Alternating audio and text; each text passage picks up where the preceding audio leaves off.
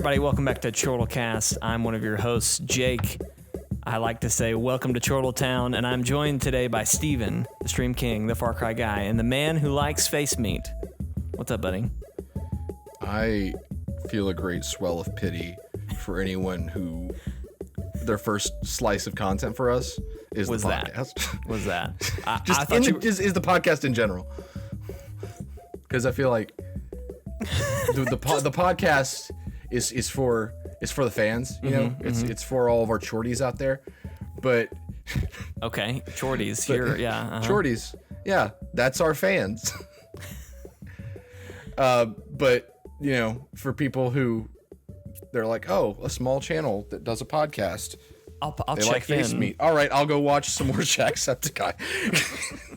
Well, I thought you were gonna say I pity anyone who didn't watch the 5.5 hour stream we did last night of which is forest. Most people. We did not have many people watch, and that's okay. We had a lot of people for like the normal, because normally we stream for like our average is like maybe 2 hours. We're probably it's a little less than that, but it was. I guess I should clarify.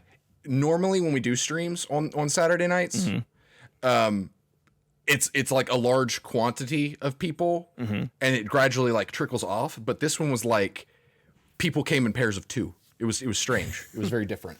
2 by 2. Where like 2 would come and be like, hey, and then they would go away, and then 2 more would pop in like, hey. It was strange. And then we probably had like a solid hour where there was no one. And then we did. Because we kept going, people cycled back in and were like, oh, hey, you guys are still going. I'll hang out for a bit. Yeah. So it was a good time. It was a good 5.5 hours, though, is what you said, right? Yeah, 5.5. We played the forest. We had a good time. A lot of fun last night. So if you want to see, we built a tower. We built a lighthouse kind of thing. We went exploring in the tundra.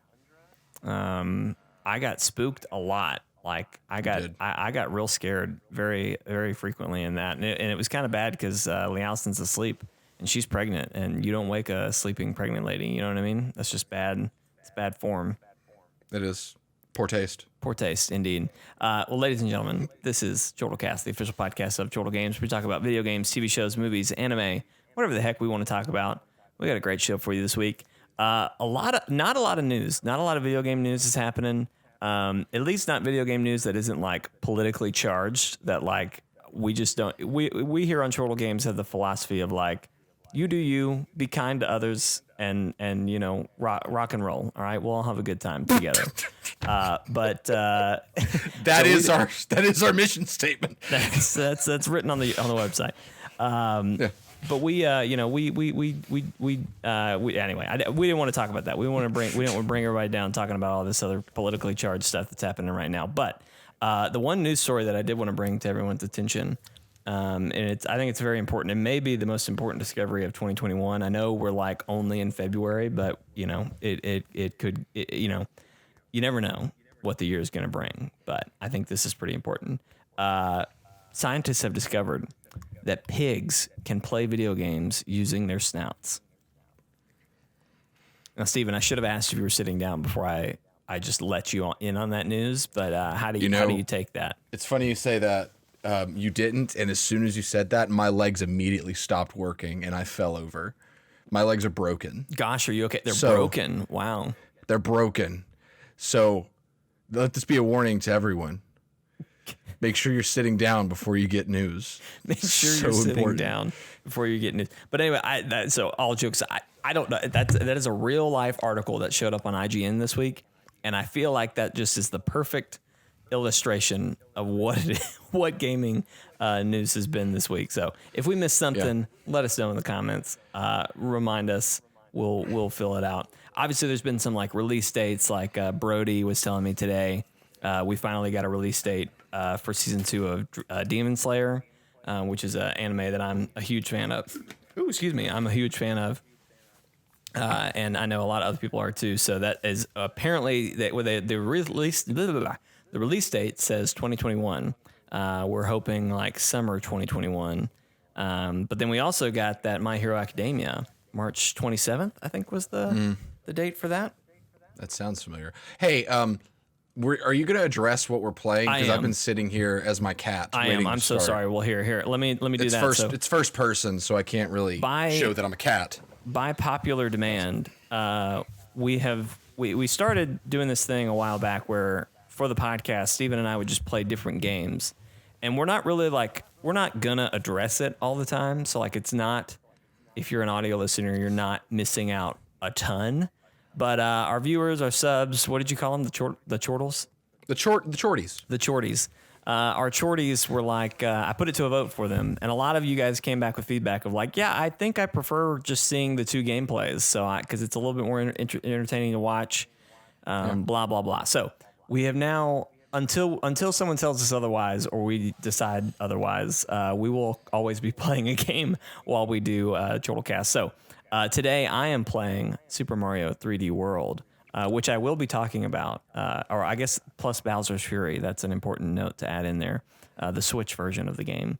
I'm going to be playing that. I will be talking about it at the end, or not towards the end of the podcast, but in the podcast I'll be talking about my thoughts on it. But Steven, what are you playing to keep with Gunfire our cat Reborn. theme? We didn't have a theme. Last week the theme was you were playing Breath of the Wild and I was playing Immortal Phoenix Rising. Right. So the theme was copying one's homework, right? I guess. So this week we were like, gosh, what's our theme this week? And you were just like, hey, that game where you play as a cat wizard, play that. I'm a cat Mario. And I was like, okay, great. So I'm playing Gunfire Reborn and I'm playing the cat wizard for this first run. I might switch to the tiger later on. Right. He's a cat too, so that fits. So I'm gonna actually start playing now that has been explained why I've been a cat sitting in a bar for the past 10 minutes. I'm so glad you waited to. I'm a cat sitting in a bar. I'm so glad you waited to explain that. So anyway, all right. Well, so what we're gonna do? This is gonna be kind of another catch up episode. We're gonna talk about what we've been playing, what we've been doing. But before we do that, Steven, do you want to talk about anything about that little thing we do called Forward Compatible? That we started the preview last week. Okay. But then this week, it's not. This isn't a diss. I'm giving you a real opportunity to. I appreciate you saying that because true to form for me during this one, I forgot about Forward Compatible. But I have not forgotten about Forward Compatible this past week. What happened is, as of recording this, today is actually my birthday. It is. Everybody say happy Valentine's Day to Steven. I mean, happy birthday to Steven. Watching tomorrow, my birthday was yesterday. It's fine that you didn't get me anything. It's fine, whatever. You'll get me next time. But Anna, my wife, because she's so sweet, basically was like, hey, I want Steven to feel appreciated this year. So for his birthday, I'm literally going to make plans for him like every day. And this is not me complaining. Right. I really appreciated that she did that, but I didn't realize that was happening until after we'd already said that we were starting Forward Compatible. So this first week, nothing happened because I just haven't had time to stream. Because by the time we would be done with plans, it'd be close to Anna's going to bed and my computer's still in the bedroom. So I didn't want to stream and disturb her. So that's why you haven't seen a stream yet. Crisis 2 is getting its time. In fact, by the time you guys are viewing this, I may have already done my first stream. It just took some time to get started. Just took some time. But I am still very excited to play Crisis 2. So don't worry, it is coming. Just give me a little more time. Just give us some time. We're gonna get started soon if we haven't already. And I'm looking forward to it. You should as well. And again, we've had there's a huge winter weather event happening in our area right now, so that has also been somewhat of a factor in all this. So we're dodging snowflakes and other kinds of ice. So anyway, it is currently so much icy rain here, like not snow but icy rain. That I'm looking out at my backyard right now, and it looks like it snowed, but it did not. It is all just little hail, frozen. It's a bunch of little hail, mini hails. Give them mini hails. Well, that's great. That's good. This is all good stuff. So Forward Compatible is still coming. Just didn't get to start this week like we thought it would. So don't worry about it. It's still happening. I'm still very excited to do it. I did test Crisis 2. And by that, I mean I got far enough to get to gameplay. And I will say, top level thoughts, I don't think I'm going to eat those words about the graphics. Okay. It still looks really good for a 10-year-old game. I'll be the judge of that. You know what I mean? Okay. I'll be the judge when I'm there and I'm looking at it. I'll judge. You're gonna watch this time? No, but when I have to edit, because I do all the editing. I end up watching the streams whether I was there for them live or not. Well, I'm excited. Speaking of top level, 10 years old. Thoughts of stuff. Let's catch up a little bit, Steven. That's mostly what this podcast is going to be, just catching up with what we've been playing this week and watching this week. Are we going to have WandaWatch again this week? I think we should. We actually watched WandaVision together this week, so that was kind of a fun treat. But we'll get to that. Anyone afraid of spoilers, don't worry, that'll be at the end. We'll make sure that you are clearly aware. We'll keep WandaVision as a closer. So yes. Coffee, they say coffee's for closers, WandaVision's for closers now. So I thought Boss Baby said that cookies were for closers. Does Boss Baby say that? He does. It's literally the only thing I know about all of Boss Baby is that he tells the fat baby that cookies are for closers. And then I blacked out. And then I blacked out. Now this is gonna really show a lot of how stupid I am, which I'm fond of doing on this channel.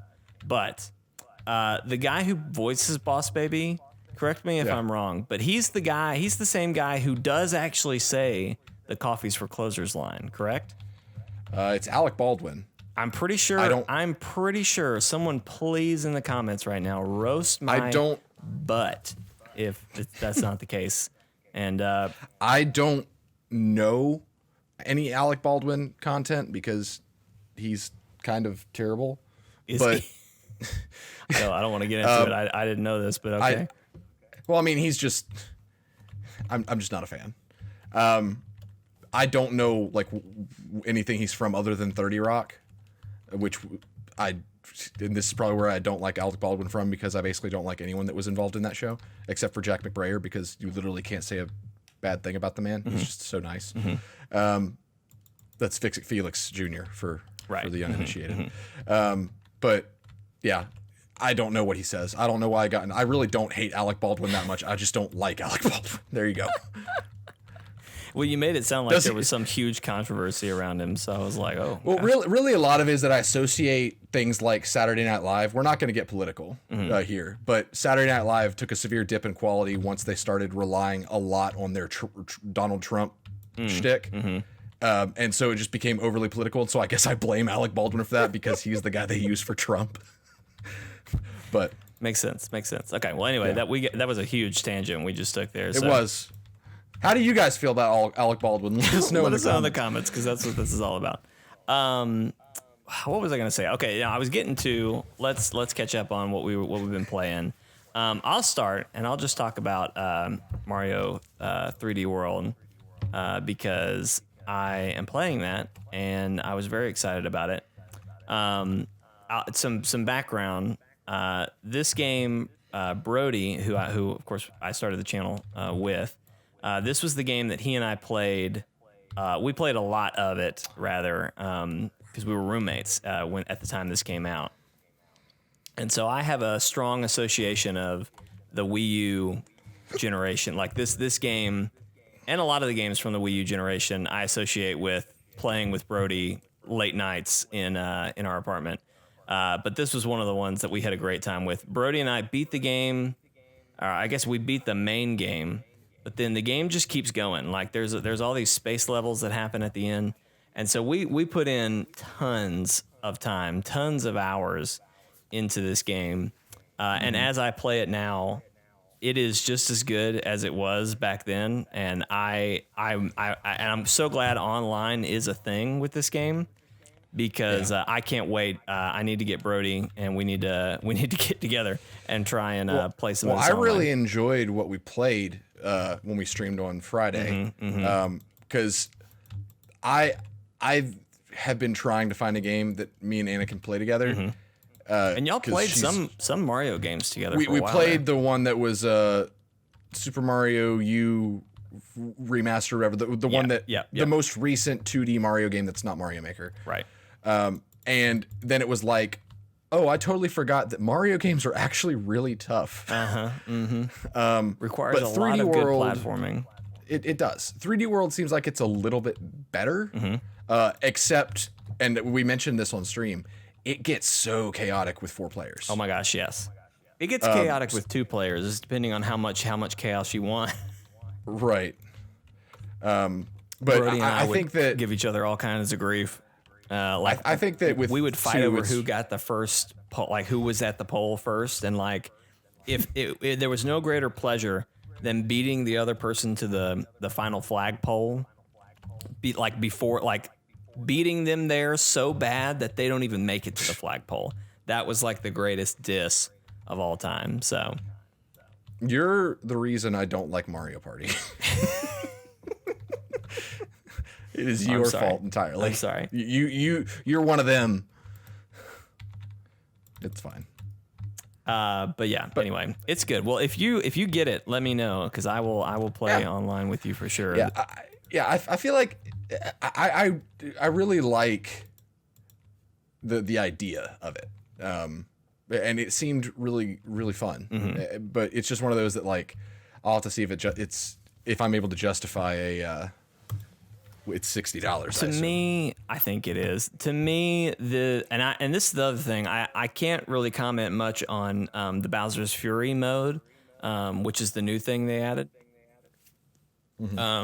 I looked at it when I first plugged it in and started, but we were getting ready for the stream, so I didn't really have a lot of time to try it out. So I'll have to report back on how that new mode is. But the original game, I guess you could say, it's just as good, if not better, on the Switch. And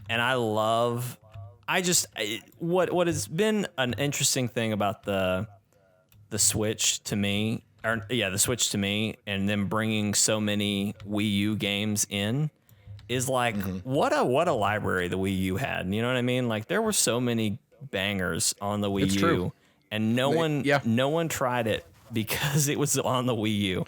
And a lot of people, I feel like this is probably a conversation for another day, but a lot of people were just confused as to what the Wii U was. Oh, like, yeah, a lot of people absolutely. didn't even know that it was a new system. I was totally confused. Brody actually introduced it to me and was like, "Hey, this is I got the Wii U today," and I was like, "Oh, cool! Like, why? You've got a Wii. Why did you need that?" Yeah. And he was like, "No. This is like a completely different thing."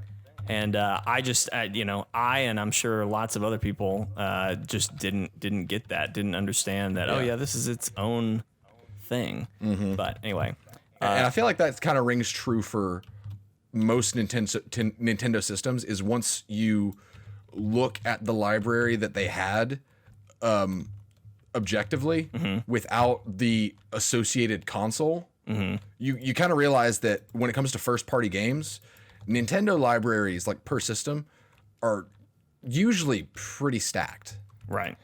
Because the Wii had good first party games, the Wii U had good first party games. That's just kind of Nintendo's thing, is that they really crush it with first party. But up until the Switch, They haven't and had they had like, really good third party support. GameCube had some, but after GameCube up until Switch, it was just kind of like non-existent. Right.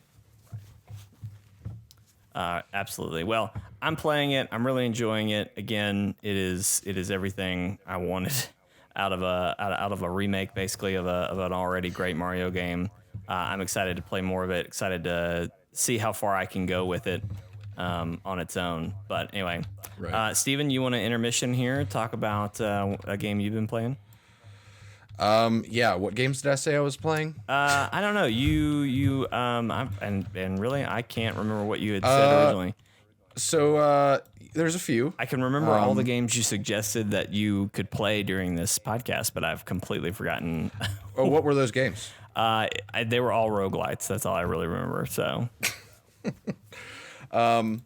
So I'll talk about Ghost Recon Breakpoint. yes. So I have not been shy about how much I have hated Ghost Recon Breakpoint in the past. Right. Because they basically they did what Ubisoft has done with basically all of their Tom Clancy games. And they were just like, hey, everyone seems to really like Tom Clancy games, so let's just make them hate every Tom Clancy game by turning them into something that they're not. Right. Because now they were like, hey, Rainbow Six. Hold on, I gotta yell at my dog. Flynn! No! He was digging outside. But, sorry. Rainbow Six, they needed an esport, so they made it Counter-Strike on steroids. Right. With Splinter Cell, they were just like, hey, what's Splinter Cell? And they just never made another game.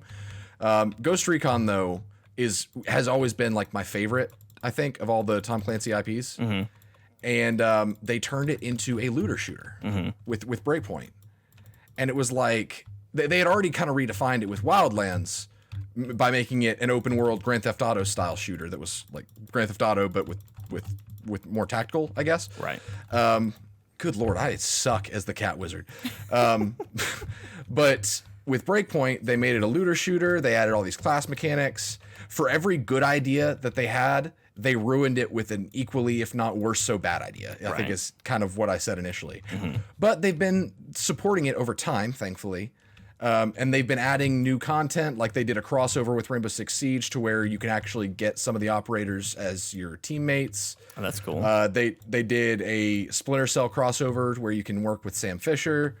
There's a lot of stuff. And one of the things that they did was they made a mode where the loot is just completely gone. I can't remember what it's called. It might be called immersive mode or something. I don't know. But basically, you don't have the loot rarity and everything, and that's been nice. And I've known about that for a while. Mm-hmm. But until recently, and we'll talk about Division here in a second probably, but I've been looking for another game to fill the Division void because there's about to be one. Mm-hmm. But I was like, yeah, sure, I'll play Breakpoint. Miles and I reinstalled it, and we played it a little bit this week, and it was fun. And it was like, why is this not as awful as I remember it being? And I couldn't put my finger on it. Mm-hmm. But I think a lot of what it is the camera. Because the camera is... They didn't fix the camera. The camera's still there. Because, basically, if you look at gameplay for Breakpoint, I'll try to stream it at some point, just to kind of get overall impressions. Because it is one of those where it's just like, man, I can't decide if I enjoy this game or if I'm just too mad at this game to say that I like it. But I am enjoying it. That's a false statement, but I can't say if it's good or not. It's one of those. But the camera is so freaking close to your character that you don't have a lot of peripheral. And if you're playing a third-person game, why would you remove a lot of the advantages that you get from a third-person camera? You know? Right. That's kind of the vibe that I get from it. But that's still a problem. You can do things to help fix it, but it's still kind of an issue, especially when you go indoors. I'm getting in the weeds now. But basically, all that to be said, I am enjoying Breakpoint. Mm-hmm. It's a lot of fun with friends. It's better than I remember, to the point of if you do the settings correctly, and there are a ton of options with how to do settings now, just in overall how the game plays. Right. But it's very customizable. But if you put the settings on correctly, you can make an experience that is very catered to what you want out of a Ghost Recon game, which is very nice. But I'm not that far in it yet, but I am enjoying myself. And that's pretty much it for Breakpoint. I'm just glad to hear that they've kind of pulled it around, because there's so many times people just don't do anything. Yeah. Like the mode where it takes away the loot, I guess the looting aspect, is that how you worded it? Yeah. Like that's cool. Like to me that's a really nice thing to update. And it's a big change. Right. It's a very big change, because that is a core mechanic that they're just like, hey, we understand that people don't like this. Right. So here's an option that you can turn on or off at any point. Like you aren't locked in when you make your character. Right. You could just be like, I'm feeling like doing gear score, and so you could turn on gear score. Right. And it makes it to where guns are found at different levels and rarities. And so one of the things that sucked about that is that armor was also that way. And it's one of those things that's like, they could have done it well. Because one of the classes that I like to play is the engineer, because they can summon a defense drone. so they can like actually have a drone flying around and fighting with them. Right. We all know Steven loves a good drone. I love my good drones. I love playing a summoner class if it's an option. But the problem with it is that to get that technique to cool down, right, you have to damage other drones, or basically the engineer is meant to fight bosses, because the bosses of this game, if you want to call them that, are robotics. They're robot bosses. So, yes, which makes sense, because you got these big killer drones that that can like fire mortars and poison gases and stuff. So it makes sense for a tactical game to be like, this enemy that has a lot of health and whatnot is literally a giant robot. But the problem with that is, at least where we are in the game, you don't get a lot of that in your average confrontation. So the engineer just kind of ends up not getting its drone a lot. But with the gear score stuff, you could get equipment that says reduce technique cooldown by X% or whatever. So there is something about that would be nice, but it's just not executed well. So just having the option to be like, I don't want to do gear score. I want, like, if I find a Tavor assault rifle is a bullpup rifle that I really like. If I find a Tavor, I want that to be the equivalent of every other Tavor in the game, so that I don't have to so I don't get to use it, and then 15 minutes later I'm like, oh well, I just found a epic version of an assault rifle that's just better stats than my Tavor, so I'm going to switch it out. Right. Like, you actually can be tactful in your decisions and what guns you bring and how you modify them and all that kind of stuff. It becomes more about planning and less about using what you've been dealt. Right. And that's what Ghost Recon should be. I so wish Destiny had some sort of equivalent to this. Well, they couldn't, because then the game literally would have no purpose. Well, there you go. That's what I hate about it. But there you go. Well, speaking of Destiny 2, I'll chime in and talk about that. The newest season, I think it's called the Season of the Chosen. That sounds right. Just recently started this week, and I decided this was the time to jump back into Destiny, and it's mostly because one of the new exotics that comes, I guess, I'm assuming there's another way to earn it outside of the battle pass, the season pass thing that they do, but I don't know that for sure. So I just know I got it from the battle pass thing. So if you're a Destiny fan, Destiny person, you've been waiting to jump back into Destiny, this is a new season, and a new season is always kind of a good time to jump back in. But the bow pulled me back in. It was a solar bow. I've always wanted a solar bow. The whole time we were playing, I had my arc bow and the kinetic bow, which is that I forget what the awoken bow is. I always forget. Wishender. Yeah. And then you had the poison bow, which is crap. I'm forgetting all of not the menagerie. It's something like that, though. Anyway, it doesn't matter. Menagerie was a thing. Yeah. Anyway, really doesn't matter. I'm getting in the weeds. Went back for the new bow. I actually ended up playing. I didn't even really play anything that's new about this season. I just got that bow because I had to get Beyond Light. Which I'm so annoyed. And this is a thing that if I had started off stream, I might could have figured this out. But because I was on stream, a lot of things were happening at once.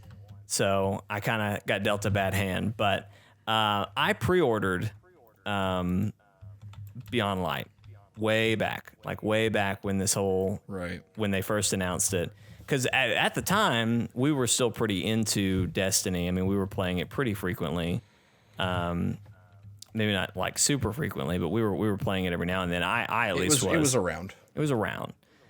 And I had kind of gotten back into it. I was figuring out what the sunsetting really meant, and how, is that really going to affect me, and how is that going to affect me? Blah blah blah.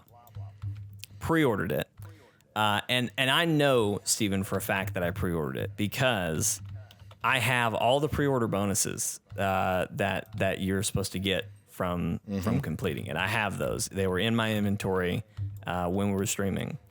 So anyway, we're trying to figure it out, and in the process, I accidentally added the DLC or whatever. I added Beyond Light to a cart, and I was like, oh crap, I gotta go take that out now so we can try and figure the situation out. And in the process of trying to take that out, I went to click like, hey, get rid of this, and it just it bought it. So I told you, it's so easy to purchase things on PlayStation now through the new store interface. Like, it's scary easy. I didn't know you meant like dangerously easy. So I did. Well, anyway, accidentally bought it again. But I've been playing through that section, getting the new superpowers, all that stuff, the new supers and everything. Really, really like the new supers. They're a lot of fun to mess around with. I haven't fully unlocked it yet, but I'm not far from fully unlocking it. But it's really, really cool, all the ice powers and stuff. And of course, I'm just playing as a hunter, so I'm sure there are other other people who are having maybe more fun with their abilities. But it's a good time. I really, really enjoy it. But that's about it. I'm excited to get back into it and try some more of Destiny and see what all it has for me. But anyway, yeah, I don't know how I can convince Steven to come back to it, so I don't know that we'll ever have a full squad on there or anything. But you will not convince me. So Austin told me that the Warlock has a turret now that it can summon. If that's not going to get me, nothing's going to get me. I know, that's pretty bad. You literally just talked about in your other game how they added a turret, and that was like, oh, okay, this is a great deal for me. Yeah, oh god, I'm going to die. It doesn't go both ways for Destiny, so. No, it doesn't, because Destiny is starting a precedent with its content creation. Or it's sorry, I'm about to die and it's distracting me. They're making a very dangerous play with how they're supporting the game, and I don't want any part of it. Because it's just very against the consumer, it feels like. And Destiny, I was already very frustrated with it because it just didn't value my time, and it kept nerfing me whenever I would find builds that I liked. I will never forgive you, Luke Smith, for what you did to Bad Juju. You created Bad Juju between the two of us, Luke Smith, when you did that. Yeah, but Bad Juju got a bad rap. Got a real bad rap there. But yes, it did. But I just Outriders is coming out. Avengers is still around, and Hawkeye's coming. And so, like, to me, Destiny is great for people who, like, McCoy is one of those people that plays games like that just to play them, just to kill time, just to collect stuff. But for someone who wants, like, a meaningful gaming experience, right?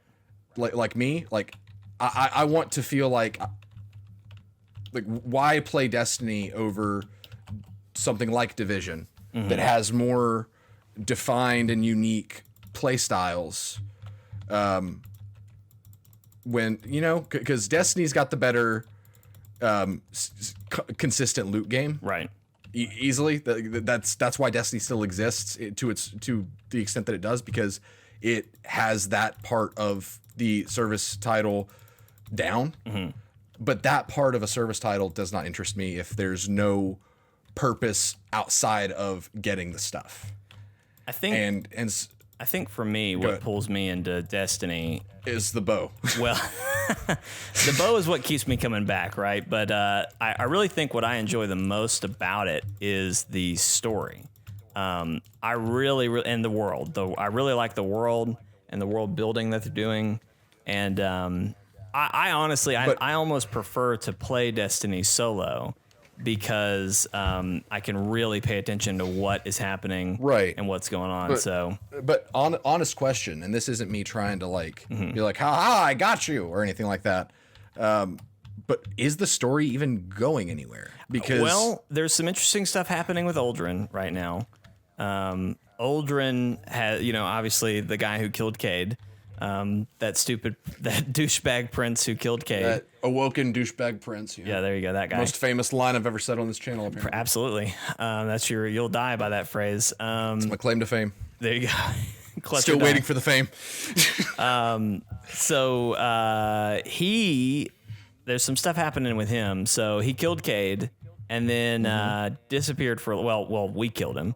And then we saw through some other cutscenes later that he had been reborn as a guardian. He had been chosen by the Traveler as a new guardian.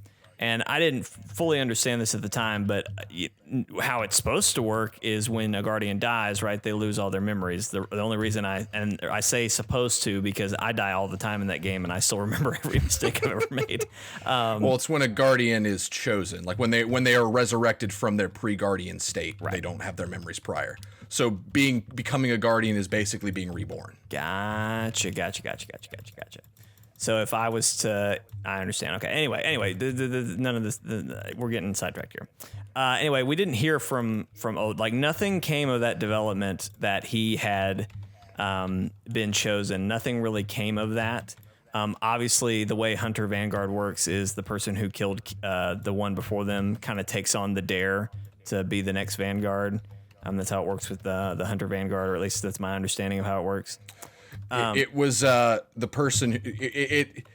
I think Cade's dare was that the person who kills him takes it, but the dare did not necessarily have to be the person that kills the Hunter Vanguard is the one, but the person who is dared by the Hunter Vanguard. I think if they lose the dare, then they become the Vanguard. Because the hunters don't want to be the Vanguard, because the nature of the hunter is to not be restricted in the tower. It's to be out having adventures. So it's kind of like a gambling thing to them. Gotcha. Anyway, what I'm getting to, we've had bits and pieces from lore that like Uldren has been hiding and like literally hiding because. He's noticed that other guardians don't treat him the same, and like he'd wear a mask, and we kind of just got bits and pieces through lore drops. And when Saint 14, when Saint 14 came back, he kind of was the one who kind of was trying to be friendly to him. I imagine because he didn't really know the full story, but anyway, he's just kind of a nice person anyway. He is a saint. He is a saint. That's why they call him the Saint. But anyway, he was befriending him and kind of helping him along and whatever, and blah, blah, blah. Anyway, well, it wasn't until Beyond Light, this is the first time that we've actually seen Cade again. Or not Cade, Uldren. This is the first time we've seen Uldren again. So he, in the first season of Beyond Light, I think it was Season of the Hunt or something like that. That sounds right. You were actually doing missions with Uldren, and Uldren was like, sending you on hunts to get different things and do different missions and stuff. And I obviously I didn't play that season, so I might have to go back and kind of watch some of the cutscenes with him there. But as I understand it, people are starting to like him. And then this season, I think his new location is somewhere in the tower, and he's wearing a mask. He also goes by the Crow now. Yep. Which is interesting. So I don't know. I'm interested to see where that story goes. Because again, I was very interested in murdering Uldren when we first played this. So my thing with Destiny, not to get too far in the weeds, this podcast should just be called not too in the weeds. The Weedcast. We get a whole different demographic that would be that implies a whole lot of different things going on. But my whole impression of just the Destiny story is that it is almost like a Monster of the Week kind of thing, to where like they boast this really large lore, and Destiny does have very large lore, but they do nothing with it. They are just like, hey, look at all this ridiculous lore we have for the Hive. Now let's introduce this new character that has nothing to do with any existing lore. Like they just keep expanding, but they don't pay anything off. And so to me, it's like, bringing Uldren back is just spitting on the entire Forsaken expansion, because that was supposed to mean something rather than just, oh, hey, your entire effort to get revenge on the one character that everyone just actually likes, the one character everyone can agree on liking. Yeah, that all meant nothing, just because they don't want to get rid of a character or have something important happen. You know, it just felt scummy to me. Well, see, that's what I'm hoping that something comes of this. You know what I mean? Like, sure. I hated when they killed Cade, and that upset me, and I think that upset a lot of people. And I think in a way that was a really not enticing way, but like a really smart way to get your players back engaged. It was very smart. Yeah, kill their favorite character and tell you like, hey, go get revenge. I think that really worked to get us back in during Forsaken and pull us in. That's also when they added bows, though, so there is that. But you know, that I think that all worked really well. What am I trying to say? Crap. I'm just going brain dead right now. You're hoping that something can come from this. I'm hoping that something comes from it with Uldren. Like we got our revenge and then nothing happened. Really, and like nothing, even with the Vanguard, like we didn't get a new Vanguard immediately. We didn't nothing, and I know a lot of people were like, and even you were like, oh, they're gonna make Uldren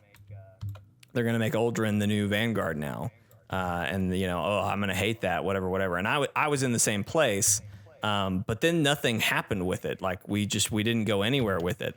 So I'm hopeful that we'll at least go somewhere now. Like maybe even if that does mean that. The Crow becomes the Hunter Vanguard. Like at least we're moving the story, and I think that's interesting. That the guy who killed our favorite character has, in a lot of ways, not earned, but like, or I guess is earning. He's paid his dues now. He's suffered from us hating him, and now we've kind of earned our trust in him. He's become a new person, literally. Right. And I mean, I hope for your sake that they do make the story do something. But if the past serves true, then their take on storytelling is going to be just creating more giant circles, because they don't want to have an end in sight. Gotcha. And so they don't want to lose assets that they could tell more in the moment stories about, but ultimately the stories don't matter, which is why they seem to do so many like one-offs, because they don't seem to have big picture in mind, because big picture implies going somewhere that leads to an end in a way. And Destiny has always been really bad about teasing a big picture and doing absolutely nothing with it. That's been my experience. And I hope that's different now for your sake. And maybe that's something they could do to get me interested. But because of the design of the game, that's hard to entice, which again is probably why they do this, because it is the design of Destiny to get you back every 3 months.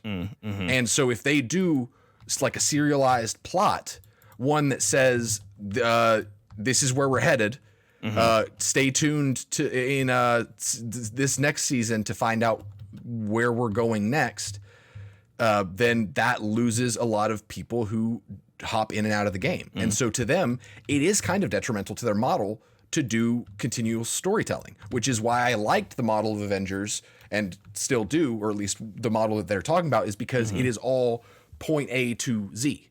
Everything builds upon everything, and it continues the same story. Destiny doesn't do that, and I think they're afraid to. Well, we'll see. We'll see how it goes. As long as they keep adding new bow exotics, I think I'll be fine. Yep. Bring it all full circle there.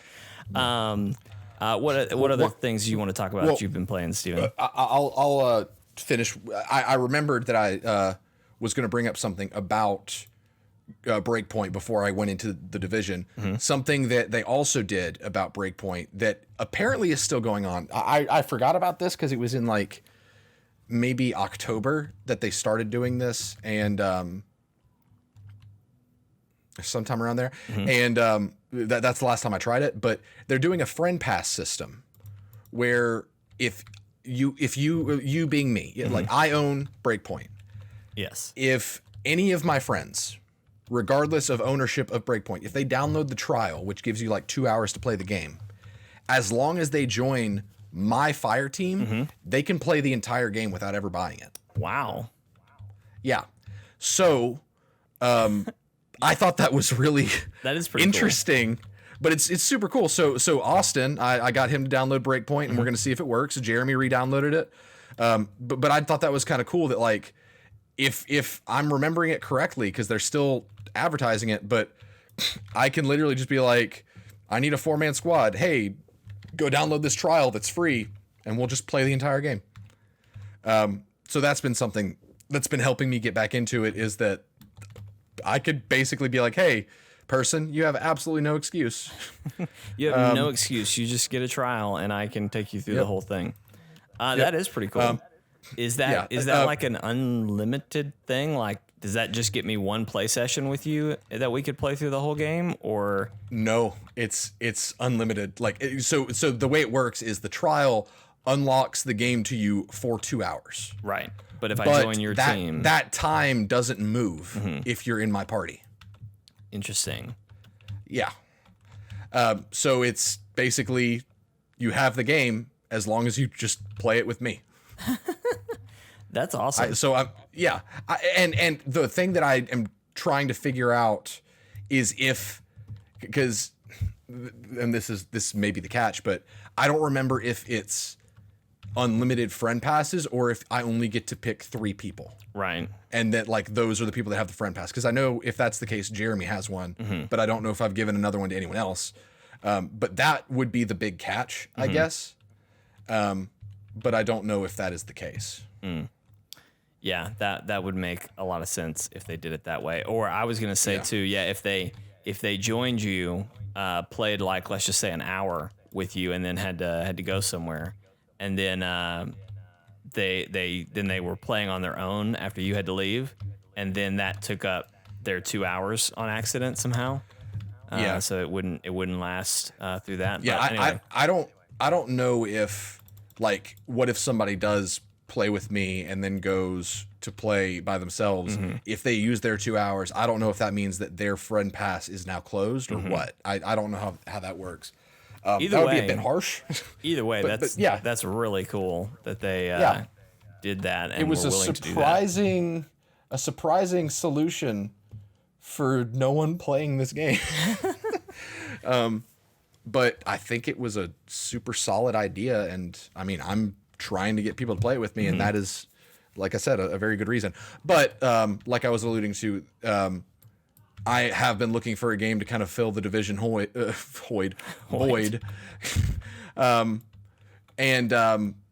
That's because we did get confirmation this week, and this is news, that, or I guess last week we got confirmation, Division 2 is getting more content. They don't know when, and they're in early development of the next updates to the game, but Division 2 is not dead. But here's the thing, and this is why, like, everyone's saying, oh, that's awesome, great, because the community apparently was so supportive and all that stuff that they're going to continue supporting the game. Apparently, they didn't know that. Like, they didn't know until it was news that they were going to continue supporting the game. The people making the game didn't know? The developers, apparently, or some of the development team. So Title Update 12 is the one that just came out, where you hunt down Fei Lao, the girl from the first game that ended up going rogue. So apparently TU12 was supposed to be the last one. We don't know if that means Division 3 or if just, hey, we're done with the Division, which would make no sense. Right. Because they've been laying seeds for more plot. But the fact that they were just like, yeah, that was planned to be the last update, but hey, we're doing more, and they apparently didn't know about this, means either Division 3 is barely underway or just needs way more time in the oven, or it's not coming at all, or they just do not care about the franchise, so they're just like, yeah, I guess we can make more content, which means they have even less of a roadmap than we thought. Right. Oh, God. Potentially. Which, could be could be good, but is more likely than not very bad. Right. Because what is new content? Is that more Manhunt, which is, I mean, the Manhunt is enticing because they add new gear every 3 months, a new skill to get, all that kind of stuff. But there's, in terms of like content, quote unquote, of like missions to play and whatnot, there's nothing. It's the same missions you play literally every 3 months just to get the new stuff. Right. And so like what they need is another expansion. Right. But we don't know if that's what that means, because if they're this early in development, which they confirmed it's going to come out this year, but it's Ubisoft, so it probably won't. Right. That's just troubling. I'm glad that more is on the way, but I'm just assuming that we're going to have a very long lull of nothing to do on the Division. And so I'm looking for a replacement. And Breakpoint might be the replacement. Hopefully Avengers will pick up the pace a little bit with Hawkeye, which is, we're going to hear more about that tomorrow. But yeah, I don't know. Like I said, this past month or so has been a really weird time for me, to where I've just been kind of waiting to hear more news about what's going on with games that I really like. Right. And so that's probably all I'm going to get for Division for a while. Right. So I don't know. We probably won't have more Division news next week. So look forward to that. We'll probably see how that all goes. Well, awesome. Well, I think we are at the point now where we should jump into some WandaWatch. I love that. That was a great jingle, Steven. That wasn't really a jingle. That was more of a news stinger sound effect. Well, I liked it. Either way you sliced it, it was really good. Okay. Yeah, let's talk about WandaVision. So, major spoiler. Well, I don't know. This week's episode was a little bit more tame than I think some of the other weeks. Yeah, we didn't really get more than we had last week, except for the cliffhanger ending. Right. Yeah, we don't really know. Last week there was a huge reveal. This week there was just kind of a, oh man, what does that like? There was just what's happening next. Yeah, it moved forward. Right. So we'll have to see where that all goes. But let's just talk about it real quick. What did you think of the episodes, Steven? It was really weird. Like, and maybe it was because they've been paying homage to different decades of sitcoms, but this one. We were like, if we were going chronologically, we should have been in the 90s, but this definitely felt more 2000s. Yeah, it was kind of playing off Malcolm in the Middle. It was very Malcolm in the Middle. Sitcoms, which is that a 2000s? That's 2000s. Wow, that just seems so long ago. I mean, I watched Malcolm in the Middle, and I mean, my parents would not have let me watch it before I was, 6 years old, and that I was 6 when we moved here in 2000. So. Yeah. I feel like some of that was in the 90s though. Like I feel like that's probably. I feel like that's like a 1998 maybe series or something like that went through the thousands. Well, I mean, it definitely started just in terms of Malcolm in the Middle. It definitely started in the early 2000s, but like you're saying, maybe late 90s had those conventions to them. But like when I think of 90s sitcom, I think of like Family Matters, Fresh Prince, and Roseanne, stuff like that. And that's why I was kind of surprised that we didn't get something more akin to those. But I can understand, I guess, why they didn't, because 80s and 90s sitcoms didn't really differ that much. Right. They had a lot of the same style. Just less cheese, depending on what you're looking at. I thought this episode was a great. I thought this was probably the best the bit has ever been, because as a sitcom, it was really funny, and like I really enjoyed it. Like we genuinely were laughing a lot in the episode. Steven and I got to watch this one together, so that was nice. Like we were having a genuine good time with the episode. But then also they nailed the creepy, okay, what's really going on under the surface? You're talking about just the tone. Yeah, the tone. Yeah. Okay. Yeah. But I mean, the ad, that's a great example. They had this crazy Every ad break, there's something going on. It's kind of a, we've determined it's a secret message. This, Stephen, correct me if I'm wrong, but this is the first time that the male and female characters weren't in it. Because it was stop motion. Yeah, it was all stop motion. It was this boy starving on an island, and this shark came up and was like, "Yo, here's magic yogurt. It'll fill you right up." And the boy just sits there and tries to open it, but can't do it, and eventually turns into a skeleton. And then it keeps the same tone. It's watch him die. Yeah, it's like, "Yo, magic yogurt." Like in terms of, I just want to talk about this ad for a second because I was like, what? Yeah. Because it felt very much like something you'd see on the dark corner of YouTube, like "Don't Hug Me, I'm Scared," or "Too Many Cooks," or something like that from the late night Adult Swim block. But because of the tone of it, because the whole thing, like you said, where we literally watch him decompose over time, and then he just falls over as a skeleton, but the tone doesn't change. Right. The shark still says "Yo, magic, the snack for survivors." And just the way they did that was so good, because I'm a sucker for things like this that are feigning ignorance to they have a certain tone, but clearly something is dark happening beneath. And the tone of it is ignorant to that, to where it's just acting like everything's okay, but you're clearly just hold on.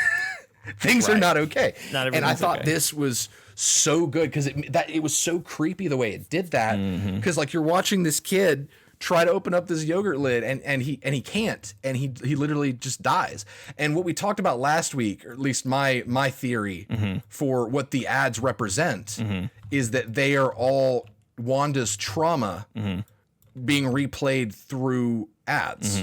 Because you have, just to do a very brief recap, you have the toaster, the Stark Industry toaster, which is reflective of the Stark missile that collapsed their home when they were in Sokovia, that was deactivated, but they waited for Tony to basically Tony Stark to kill them, but it never did. Right.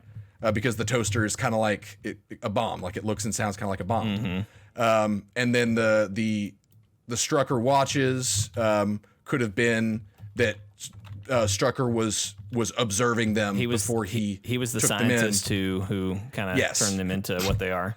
Yeah, he worked for Hydra, and then he captured them and did testing on them, brainwashed them, which is why we had the Hydra soap. And then we had the Lagos paper towels, because Lagos is where she made a mess. Wanda accidentally, she made a mess, and she wishes that she could clean it up because she got those innocent people killed in Lagos in Civil War.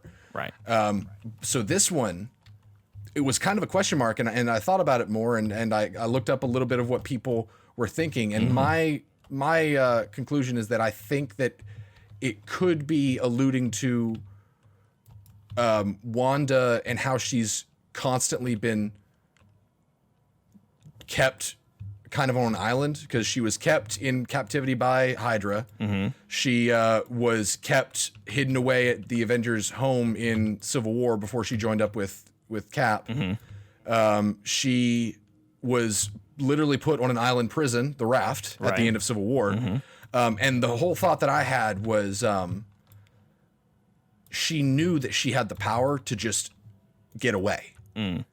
Hence, yo magic, tap into your true power. But she couldn't bring herself to open up the lid because she's seen, she's treated like she's dangerous or a monster. And so out of her guilt for things like Lagos, she doesn't want into her full potential. to tap into her full potential, even if it does her harm.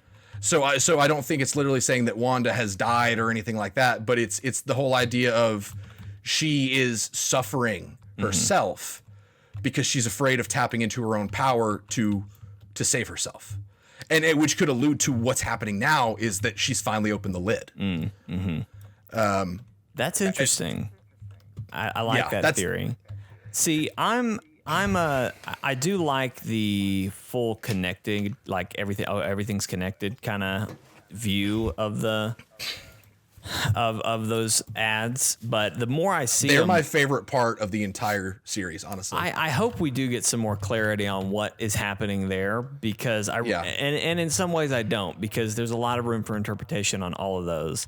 Yes. But something I was thinking that maybe it was alluding to, we later on in the episode, so this episode kind of splits our characters up a little bit. Wanda and the boys go trick-or-treating, and Evan Peters is there. Evan Peters is the uncle, and he's having a great time.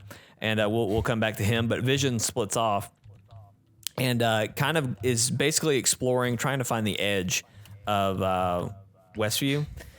And as he gets further away from Wanda, the simulation starts to break down, right? Like suddenly he starts to find people who are not moving. And like there's one lady and her husband who are like repeating the same action, like they're setting up their house for Halloween. And they're just in a loop. And we see the woman cry, like she's crying, but she can't. Like a tear is just falling as if she's paralyzed. She's paralyzed doing this looped action. And it's like the example I used was that episode of Rick and Morty where they're in the simulation, and as they draw more attention to one spot, the processor of the simulation stops simulating things outside of that specific place.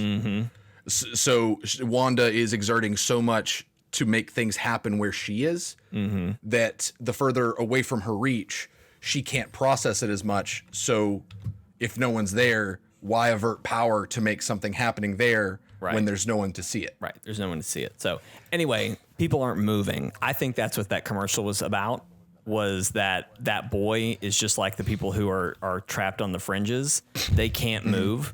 And so they're starving. They're literally like, she's not intending to be killing these people. Yeah. But she's killing these people. Cause they can't function without her telling them to breathe. You know what I mean?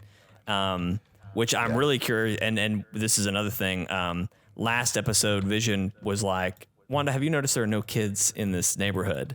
Suddenly there's kids. So like, and Evan Peters even points it out. He says, so where'd you get all these kids? Like, where'd you find all these kids so fast? Or have you just had them like sleeping this whole time or something? And it's just like, there's all kinds of weird, crazy questions of like, what is really, really happening? What is she really doing? Where have all these kids been? Who are all these people on the fringes of the neighborhood who aren't characters we've seen before, as far as we know? Like these are all could easily just be people who have literally this whole event just been stuck on the fringes, not doing anything. Yep. And I'm even more terrified because of what happens at the end of the episode when she expands the bubble. Now that window of control is even wider, but we can circle back to that. I do want to talk about Evan Peters' Quicksilver. It seems from what we can tell in the episode, it seems like he's still the MCU canon Quicksilver. Like he has all the same memories of the MCU Quicksilver that we know. He doesn't seem to have any memories of his X-Men universe version of himself. Would you agree to that, Steven? Or I would agree because it's still completely up in the air, even though a lot of people are just assuming that it is literally the X-Men Days of Future Past version of Quicksilver. Like it's that guy. A lot of people are just assuming because it's Evan Peters, and I think Marvel's banking on that. Right. Because there's nothing that's confirmed that it's him. Right. It's just Evan Peters playing Pietro Maximoff. Right. Yeah, literally the whole time she's quizzing him because she acknowledges that this isn't my brother, but he knows everything. He remembers everything that my brother should know. So that was interesting to watch her kind of quiz him down and him know everything. But also he's interesting because he's not holding back on the bullshit. Like he points out the kids. He's like, so where'd you get the kids? He even goes so far to say like, how are you doing all this? Like last I checked, you could just make people have bad dreams. Like what brought you to all this? And we do see a flash of his dead body like in front of her. So who knows what that's going to mean. But Steven, you had a really interesting theory when we were watching it that you brought up. what do you think this is going to turn out to be? So if you look at, and again, I haven't let it marinate too much, but the more they've shown us of Hayward, the more it's just like, it really seems like Sword is, or at least specifically him, is behind a lot more than they're letting on. They're letting on, which is kind of frustrating because that just feels like the Hydra is S.H.I.E.L.D. fake out again. But, you know, whatever. But I'm starting to think that Pietro, as we know him, in the Hex, is someone sent in by Hayward to look like Pietro Maximoff, who was briefed on everything that they have on Pietro Maximoff. And when he entered the Hex, just like we know that anything that enters the Hex is modified, right, to fit that time period, which would explain why he doesn't talk like the MCU Quicksilver. He doesn't really talk too much like the Fox Quicksilver. He talks like somebody. He talks like if that character was placed through like the lens of being fitting to that time period of the sitcom. Right. So I think that Hayward sent in somebody because right before Pietro goes in was Hayward trying to kill Wanda, sending in a lethal drone, and it backfiring on him completely. And so his thought then could be, well, if we need information, let's send in a guy that knows what's going on the outside, brief him on everything that Pietro Maximoff knows, so that he can disguise himself as her brother and try to get on her side. That's hence all the questions and all the knowledge of what's going on the outside, right? Or how there is an outside, in a way to drop her guard. And that's really as far as I got, because I think that's a better fake out than she just recast him subconsciously with somebody in the town, because it does feel like she didn't do it. Well, and he even mentions, and again, to your point, this could be him just, you know, BSing to keep up with the trick, but she mentioned something like, or I don't, maybe he just said it. He said something like, I heard you calling out to me and I had to come. And I really do wonder, again, pointing to the multiverse side of it all, I wonder if her grief and her want for her brother back was so strong that it pulled into an alternate reality and pulled him in. Yeah, but I just don't know if we have enough evidence to say that multiverse is happening yet. Right. And that's the thing that is keeping me from being like, yes, it is a different timeline, multiverse, whatever. Pietro, is that the only thing that we've gotten as far as alternate reality is the Hex, right, the pocket reality. Right. We have not gotten any confirmation really that realities are being pulled from outside of what Wanda is altering in the Hex. Right. And some things just do seem weird.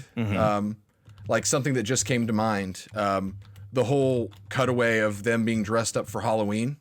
Right. And he was dressed up as Nick Fury. Yeah. That to me kind of points to it not being a Pietro that she created, because it's a subtle clue.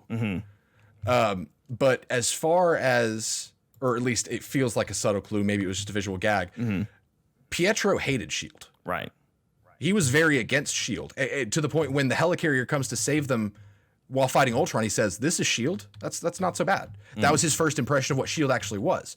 So if they're showing that as a kid, Pietro dressed up as Nick Fury, as if it was like a hero of his, that would show that whoever created this version of Pietro has no context of Pietro as a child. Right. Because that was not part of their intel.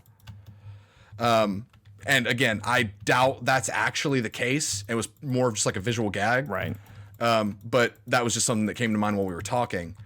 But I don't know. Yeah.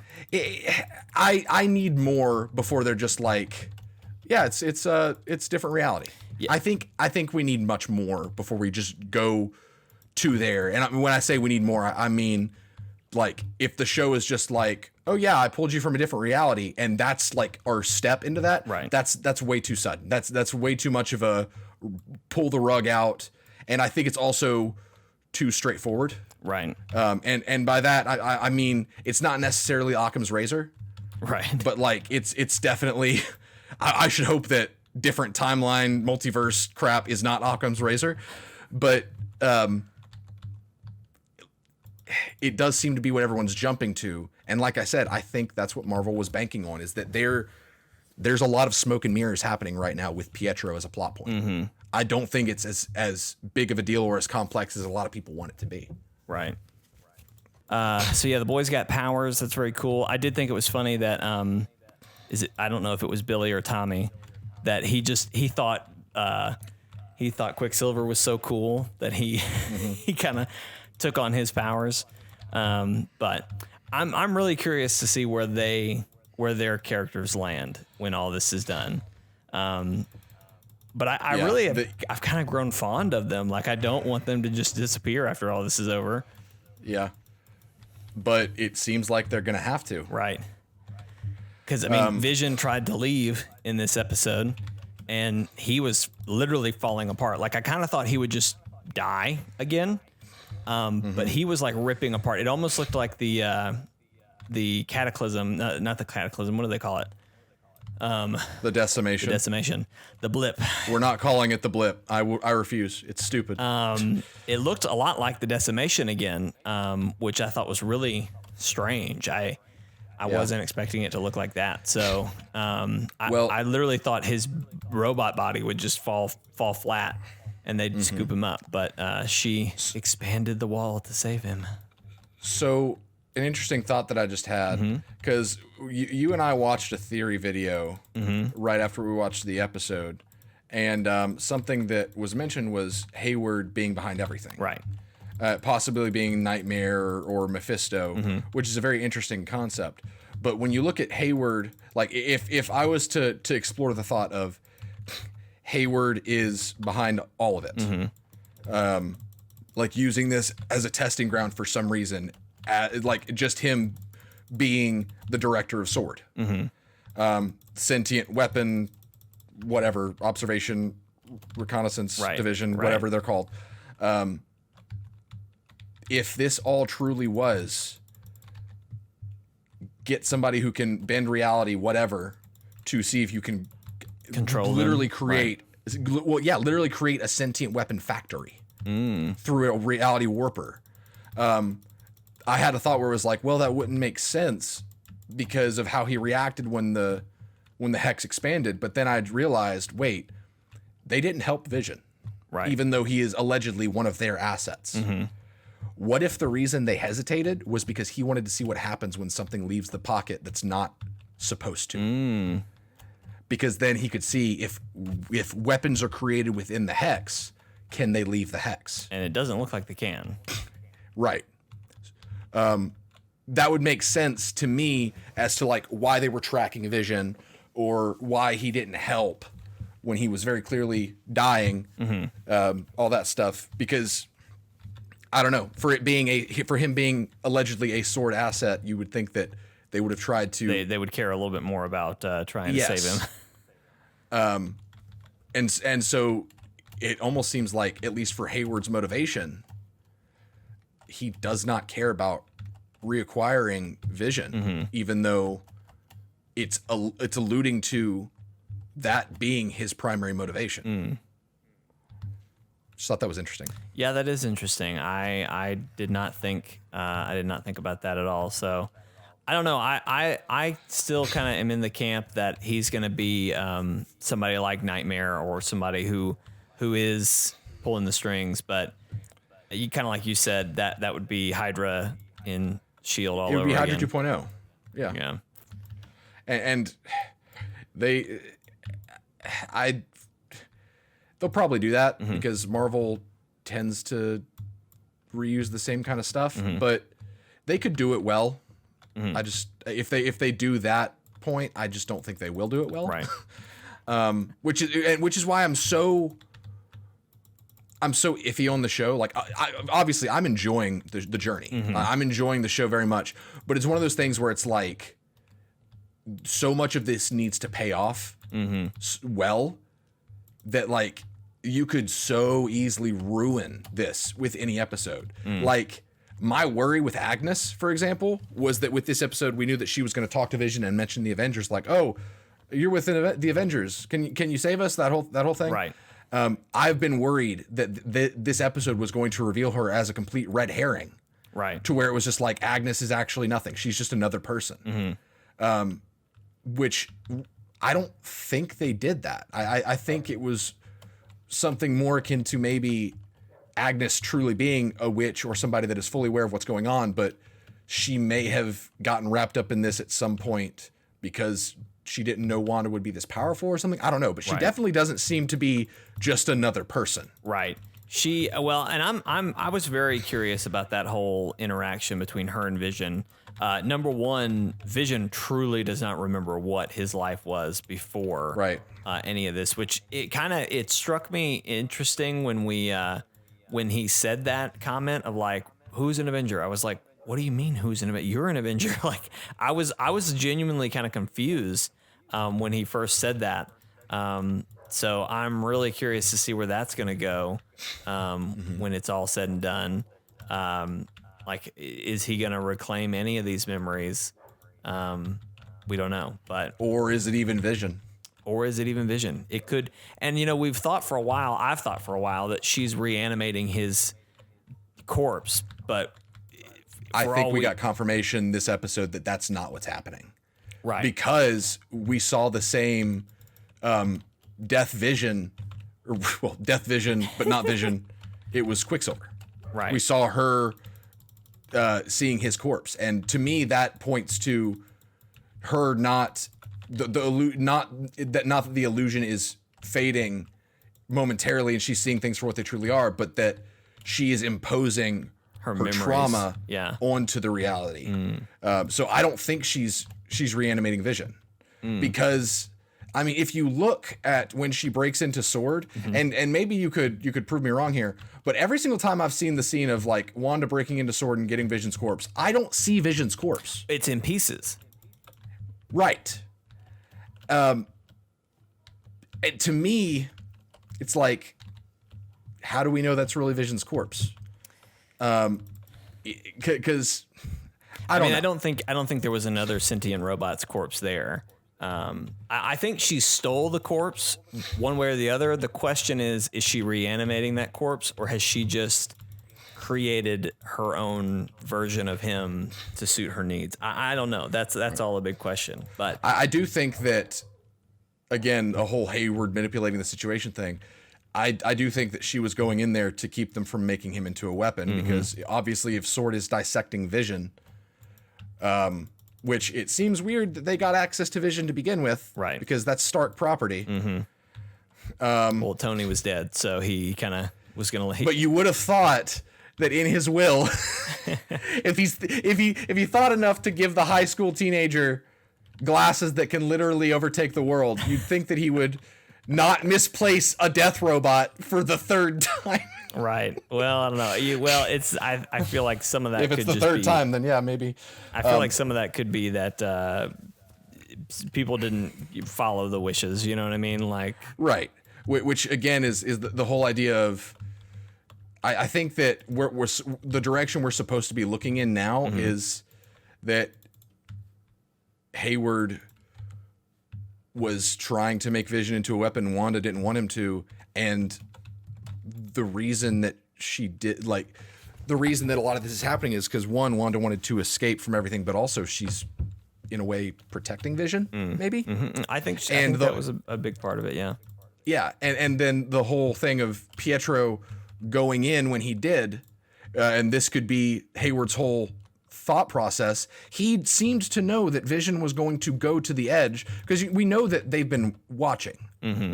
So he could have sent Pietro in as a distraction so that Vision would have a chance to get to the truth and try to get out. because it does seem like Pietro was being a distraction, because when she was like, oh no, Vision, he was like, it's okay, sis, it's not like your dead husband can die twice or something. Mm-hmm. It felt like he was just like, no, look over here. Right. Mm-hmm.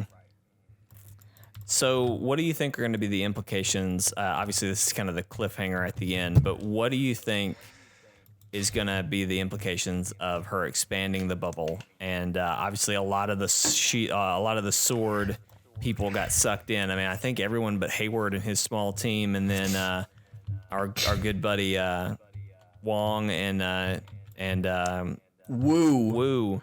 And Wong is the Doctor Strange one. That's right. You're right. That's what I'm getting it confused with. Wu and Rambo escape. Monica. Yeah. And then our Darcy, poor Darcy, got sucked in to the hex. So what do you think is going to be the implication of that? Like, I don't know how far she's going to take it, because to me, if we've seen that she's being strained to control the small town that she has, then I don't think it's going to go to the lengths of Wanda has literally covered the earth in a hex and altered all of reality as we know it, because then events like Spider-Man Far From Home saying that took place in the hex doesn't make sense if she's shown to have limits. Right. But I do think that the big implication that will probably come from that is that this is going to have to be resolved from within the hex. And that's kind of a duh statement. But we've seen a lot of meddling from the outside, and there's been the thought of like, maybe if they can figure things out from the outside, they can, do something to manipulate it. But it seems like she is pulling the efforts of the outside inside, and they're going to have to, basically we're going to get people working against Wanda or trying to resolve the hex inside of the hex. So we're probably going to get more of Wanda acting as an antagonist, or at least working against those people. So I don't know. I do think. Go ahead. Well, I was just gonna say, I think what's gonna happen next is Monica is gonna try to breach with her vehicle. Who do you think the aerospace engineer is? So I've seen a lot of theories that it's Reed Richardson. Just Richards. Reed Richards. No son. No son. Obviously, Mr. Fantastic. That would be crazy. That would also be an interesting way to pull in that franchise without. And I don't think there was ever a reality, even among the multiverse, where Marvel was going to bring back an existing Fantastic Four team. You know what I mean? No. I don't think that was going to happen in a million years. But this would be an interesting way to introduce them. I've had this conversation with Matt, who I work with at my church. He's a big Marvel fan. But every week, he and I and our pastor, when we're recording the weekly podcast, we spend like 40 minutes at the front end just talking about this stuff. And Matt brought that to my attention. I was like, interesting. I didn't think about that. But the more I think about it, the more I hate keep it. saying, no, the more I love it. Because they keep saying things like Monica's genetic code is being rewritten. Just like the Fantastic Four on their expedition that gets them changed, their genetic code is rewritten. So you could totally introduce the first family of Marvel, aka the Fantastic Four, like what, through WandaVision. Absolutely. What if she gets a team to go into that to get in that vehicle with her, which would be interesting, because we've said this for a while, I totally expect Monica Rambeau to be is it Photon? Is that her hero's Photon, name? yeah. I totally expect her to be Photon by the time this show's over. That's just that. There's no arguing on that in my opinion. And I totally think the manifestation of that is going to happen when she does re-enter. I think when she re-enters, she will have superpowers. But it would be really interesting if she re-entered in a vehicle with, say, 4 or 5 other people, and suddenly we had the Fantastic Four. I think it would be. And that's a great way because like they know that the Fantastic Four like is something that the fans want, but they don't want them just anyway. Right.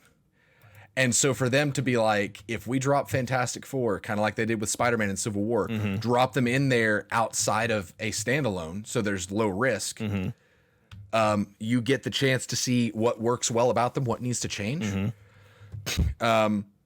And I mean, if you're moving towards a multiverse plot, if it just completely blows up in their face and they're going to undo some of the events of this show, it's just like, well, they never happened. It's fine. That never happened. That was the other multiverse. Yeah. And so I think that's the, like, if they open the door to this car and John Krasinski and Emily Blunt are in there as Reed Richards and Sue Storm, I'm going to lose my mind. What a pairing that would be. Because we do know that, well, I mean, that's the front runner fan casting for those characters is them. But, oh gosh, what was I saying? If they showed up. Yeah, I had it. I lost it. Don't lose it. Fantastic Four. If we bring the Fantastic Four in, they could always recast, write that out. That's what you were going with. I don't know. I just think that would be okay. I remember what I was saying. Paul Bettany, guy that plays Vision. Yes. He said in an interview that he doing WandaVision, he got to work with an actor that he's always wanted to work with, and every scene they did together was just pure magic. Is basically what he said, and he did use the masculine term, which would make me think that whoever he is referring to is whoever Monica Rambeau is referring to. Like, you know, I know a guy, that whole thing. I don't think it's Evan Peters that he was referring to, because Evan Peters is a good actor, but I don't think that Paul Bettany would have him on the list of like actors he's always wanted to work with. Who I want to work with, yeah. Yeah, right. And so if that actor was indeed John Krasinski, who I don't think Paul Bettany has ever worked with, that would be insane.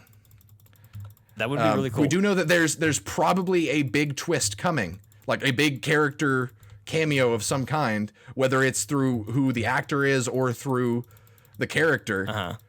There's something coming that we don't know.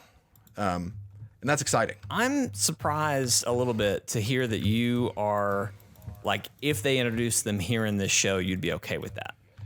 Because like Photon, I think is one thing. A character who like, sure, I'm sure there are some people who are maybe Photon fans or excited about it. I'm excited about it because I know it's going to be a part of the next Captain Marvel movie. So like I get that. But the Fantastic Four, I think, is such a huge piece of the Marvel puzzle that's missing. Right. I don't know. Maybe they won't introduce all four. Maybe their origin story won't be in this. Because I do think that would be a little cheap to have Photon's origin story and the Fantastic Four's origin story all be in the same vehicle. But I do think it would be great if, like, oh, this is Reed Richard. We have Reed now. Like, there you go. Fantastic Four is coming. But I don't know. Well, I mean, it would be a good way to do it if they didn't get their powers here. But if, like, this was the thing that got Reed thinking of, like, alternate dimensions and leading him towards making his own expedition that leads to genetic remapping, something like that. But I would be okay with them being introduced here because, one, Fantastic Four have failed so many times on screen that you can't say about them really that they need a red carpet rollout. Right. They've lost their chance to have that. they need to prove themselves again, honestly. And with this being so close to what happens to them in their origin, that being genetic reworking through a different dimension, it's just close enough, and it would be such a, in my opinion, fitting twist that I would be okay with it, even though it would be kind of out of nowhere in terms of like the source material. Right.